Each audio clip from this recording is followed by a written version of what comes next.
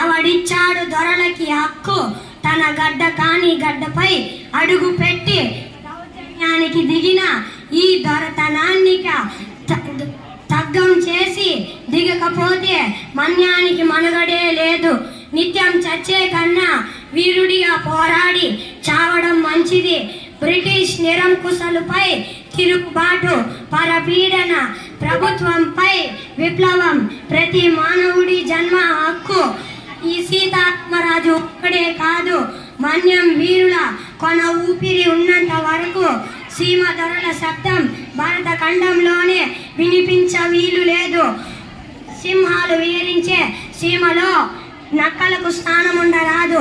పులినైనా పిలిచి చంపగల మన్య జాతే తలుచుకుంటే ఈ దొరలకు త్రుటిలో గతులు మతులు లేకుండా చేయగలదు.